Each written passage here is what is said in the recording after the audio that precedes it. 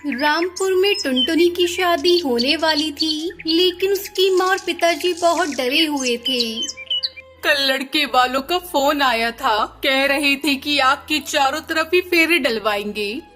तुमने उन्हें बताया नहीं कि हमारे गांव में शादी ब्याह में आग नहीं जलाई जाती। चलो छोड़ो, कल मैं रायगढ़ जा रहा हूँ, उधर से ही लड़के के घर भी होकर आऊँगा। अगले दिन टुन्नू चिड़ा कालू कोई के घर पहुँचता है। तभी उसका चाचा जिगर बाबा कहते हैं, आइए सेठ जी, आपकी पत्नी तो कल फोन पर बहुत अजीब बात बता रही थी। आग के चारों तरफ फेरे नहीं लेंगे। अरे भाई साहब, हमारे गांव में भूत या चिड़िया की आत्मा का साया है। जिस घर में भी शादी ब्याह में आग जलाई जाती है, वो उस घर के पक्षियों को जला देती है। हम नहीं चाहते कि हमारी बच्ची के साथ कुछ गलत हो।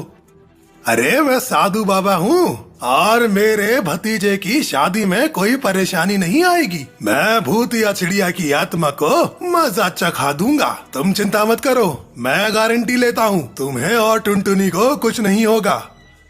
ये सुनकर वो वहाँ से चले जाते हैं। फिर कुछ महीनों बाद टुनटुनी की शादी का दिन आता है। अरे टुन्नू जी, हम बारात लेकर आ गए, लेकिन आपके गांव में तो कोई रौनक नहीं दिख रही। भाई साहब, ये सब उस भूत या चिड़िया की आत्मा के ही कारण है। और पक्षियों को ये डर है कि अगर वो शादी में शामिल हुए तो वो कहीं उनके पीछे ना पड़ जाए। लगता है तुम्हारे गांव के लोग बहुत डरपोक हैं। तभी टुनटुनी भागती हुई आती है। माँ, पिताजी को भूत या टूनी चिड़िया की आत्मा खेतों में उठा कर ले गई है। फिर जिगर बाबा और कालू तुरंत खेतों की तरफ भागते हैं। उन दोनों को काफी दूर पर भूत या टूनी चिड़िया की आत्मा दिखाई देती है, लेकिन जब तक भूत या टूनी चिड़िया की आत्मा टुन्नू चिड़ा को जला चुकी थी।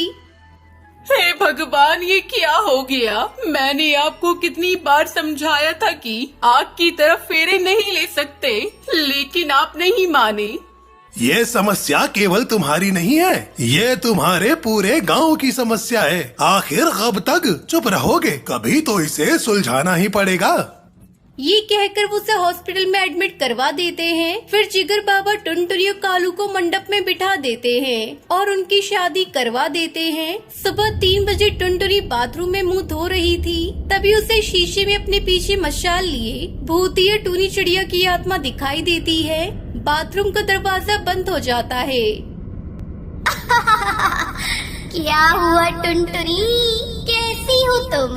अब मैं तुम्हें नहीं छोड़ूंगी। कितनी बार मना किया था कि इस गांव की किसी भी शादी में आग मत जलाना, लेकिन तुम लोगों ने मेरी बात नहीं सुनी। अब इसकी सजा तुम लोगों को जरूर मिलेगी। ये सुनकर टुनटुनी चिल्लाती है। तभी जिगर बाबा घर के आंगन में महायज्ञ करने बैठ जाते हैं। भूत या टूनी चिड़िया की आत्मा चिल्लाती वहाँ आती है।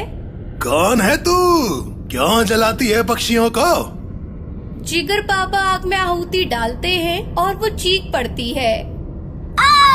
बताती हूँ 5 साल पहले की बात है।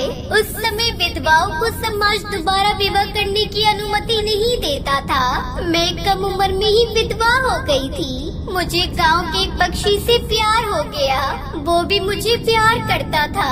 हम दोनों मंदिर में शादी कर रहे थे, लेकिन गांव वालों से ये देखा नहीं गया कि एक विधवा शादी करे। उन्होंने मुझे जलाकर मार दिया। जब से मैं इस गांव में किसी की भी शादी होने नहीं देती। तुम्हारे साथ बहुत बुरा हुआ।